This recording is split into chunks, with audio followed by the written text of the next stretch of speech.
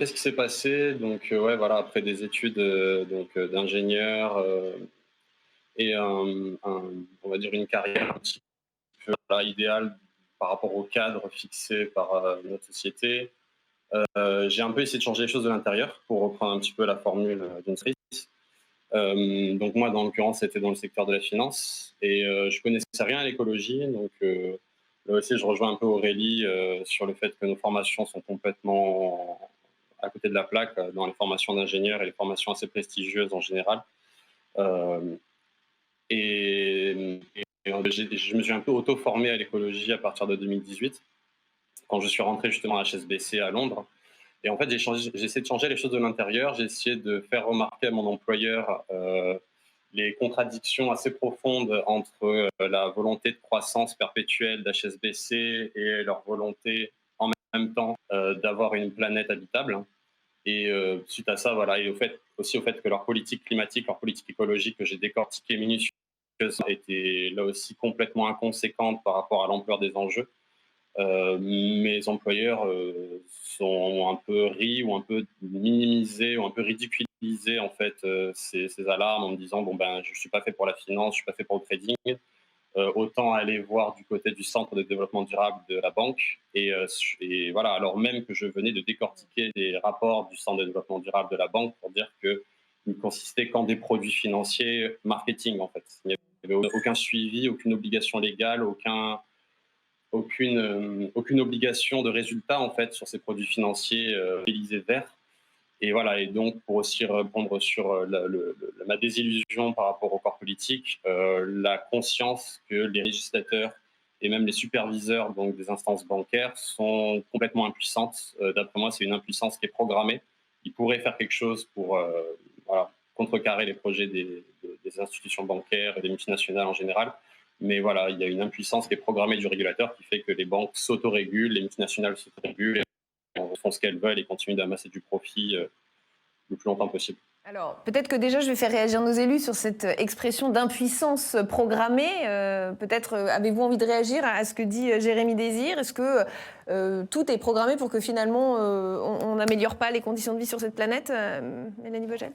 Alors, programmer, moi je parle d'une position où, en tout cas au Sénat, en France, en tant qu'écologiste, on est très minoritaire.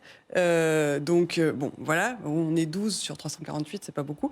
Mais je dirais pas programmer dans le sens où il y a personne, même chez mes adversaires politiques, qui, je considère, sont pas écologistes et adoptent des lois qui ne nous permettent pas d'améliorer la situation, voire participent à l'empirer. Personne ne dit, moi, je programme de détruire la planète.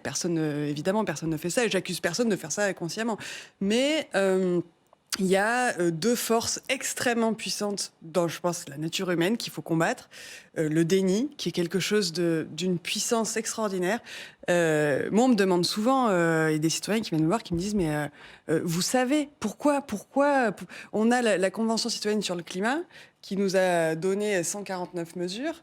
On a une loi climat qui ne reprend même pas 10% de ces mesures-là et qui n'est même pas appliquée à 10%. Donc on a 99% de ce que nous ont demandé les citoyens qu'on ne fait pas. On pourrait le faire.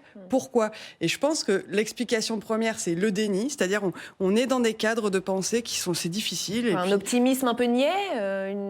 On ne veut pas voir ce qui nous connaît. On sait, on va dans mais le mur, quelque mais part, on ne se rend pas compte. Voilà, parce que toutes les informations sont là. Enfin, je veux dire, le rapport du GIEC, c'est pas le résumé pour décideurs. Vous le lisez, c'est pas très long. Voilà. L'autre chose, c'est la paresse.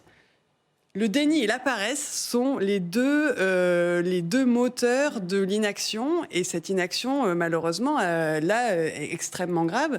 Et ce sont des... Voilà, il faut les combattre. Mais je ne dirais pas que c'est programmé.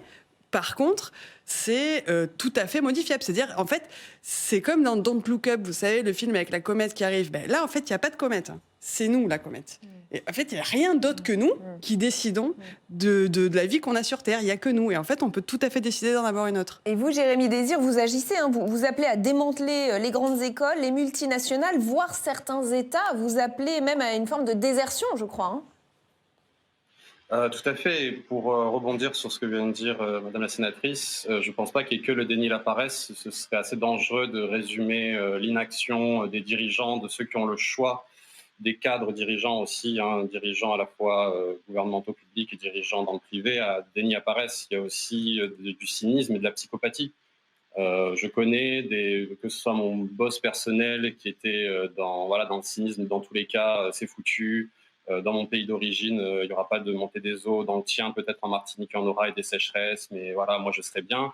Ou même encore que j'ai en trading qui me confie que leurs supérieurs font tout pour parier sur l'effondrement. Essayent de parier sur certaines matières premières qui vont se raréfier ou voilà, sur des produits financiers qui pourraient produire de l'argent en cas d'effondrement systémique. Donc je pense que vraiment c'est très dangereux de limiter les dangers d'une certaine nature humaine qui est curieusement propre à certains cadres de la société. À de simples, un peu comme le monsieur tout le monde en fait. Ce sont des gens qui ont beaucoup plus d'informations, qui ont beaucoup plus de pouvoir et qui ont justement un levier beaucoup plus important. Et donc il ne faut absolument pas, je pense, minimiser la nuisance et la conscience de la nuisance des personnes qui sont aujourd'hui aux manettes et qui sortent des écoles que j'ai pu fréquenter. Jean Ingray, on entend dans le discours de Jérémy Désir un écœurement, une révolte contre une forme de cynisme qui est réel ou pas, qui vous semble réel. Vous le voyez, vous aussi, vous le sentez? J'ai presque envie de dire le cynisme, c'est notre quotidien. La dernière personne qui a dit que son ennemi était la finance, on a vu les résultats. En tout cas, avec le président Hollande, je peux comprendre une certaine forme d'écœurement, mais de là rejeter la totalité du système à laquelle vous avez appartenu, moi je trouve ça un peu fort, mais bon, ce n'est que mon avis par rapport à... Oui, mais c'est peut-être à la hauteur de la déception, de l'écœurement. Il a essayé, il a tenté, et même de l'intérieur, on lui a rayonné. Non, mais je peux comprendre tout à fait, même au niveau de la formation, on voit qu'il y a aussi un problème de formation depuis le début de cette émission, où finalement, que ce soit les grandes écoles, les universités sont parfois en décalage avec les envies des étudiants en termes de formation sur le développement durable, les savoir-être aussi. Qu'est-ce qu'on peut faire contre ça ?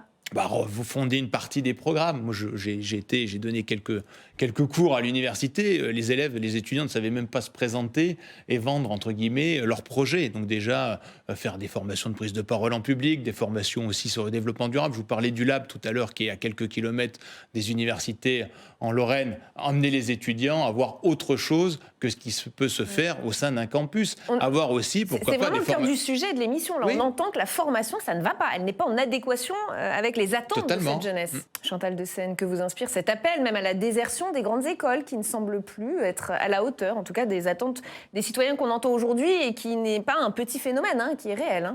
Oui. Je comprends, j'entends votre discours, par contre... je pense qu'il est un petit peu excessif et que vous exprimez avec radicalité. Je voulais revenir sur le point précédent en disant qu'il n'y a pas de volonté délibérée de fermer les yeux, mais que c'est un processus qui est long, qui se fait dans le temps. L'alerte est lancée. Alors, effectivement, je suis assez d'accord avec Mélanie Vogel quand elle dit on a une loi climat qui n'applique pas à peine 10% des propositions de la Convention citoyenne. Mais il faut rappeler quand même aussi qui est cette Convention citoyenne, de qui est composée de cette Convention citoyenne. On a parlé d'un tirage au sort. En fait, c'est loin d'être un tirage au sort. C'était quand même très orienté. Alors moi, je ne suis pas hostile du tout à la Convention citoyenne, ou en tout cas à ses préconisations. Mais c'est un tel changement de paradigme et de société que ça ne s'opère pas comme ça, même si on en avait le souhait, ça ne s'opère pas comme ça du jour au lendemain. Et vous, Jérémy, de votre côté, de là où vous êtes, vous avez vraiment l'impression de lutter efficacement contre le changement climatique? Vous vous sentez plus efficace de là où vous êtes que dans des écoles à écouter, entendre l'enseignement et peut-être ensuite changer les choses? Juste pour conclure, alors oui, je pense que je lutte plus efficacement de là où je suis, étant donné que j'apprends à me réapproprier mes moyens de production. Je ne dépends plus de l'État ou du capitalisme pour être capable de me nourrir, de me loger. En tout cas, c'est vers ça que je tends. Et je pense que les gens ont été dépossédés de ce pouvoir-là, ce qui fait qu'ils sont en permanence dépendance vitale d'un système qui exploite les gens et qui bousille la planète. Donc il faut, une des premières choses à faire pour essayer de résister contre le changement climatique ou les horreurs écologiques, c'est de se réapproprier ces conditions d'existence. Il n'y a pas si longtemps que ça, nos aïeux arrivaient à le faire. Et donc voilà, je pense que c'est pas du tout inconscient et excessif et radical. C'est plutôt le constat écologique qu'aujourd'hui qui est pour moi alarmant, excessif et radical. Un tout petit mot pour conclure, Mélanie Vogel, vous vouliez réagir? Oui, non, c'était juste pour revenir à la question du cynisme, etc. Je partage totalement. Je parlais le déni et la paresse. Comme en fait la plupart des personnes dans la société et des élus n'ont pas la capacité du cynisme dont parlait Jérémy, dont il a tout à fait raison. Il y a des chefs d'entreprise, je pense par exemple à l'industrie du tabac, qui font des calculs pour expliquer que en fait c'est mieux si les gens meurent plus tôt parce que comme ça la retraite, ça peut... Enfin voilà, ça existe, mais ce qui a empêché pendant des siècles qu'en fait on réoriente un modèle qu'on a commencé il y a 2 siècles, c'est un aveuglement. Et cet aveuglement, il est en train de se briser. Et c'est notamment grâce à eux, j'espère, qu'on va pouvoir... Et en fait, vous disiez, ça prend du temps et tout ça, mais on n'a pas beaucoup de temps, là. On a quand même 3 ans.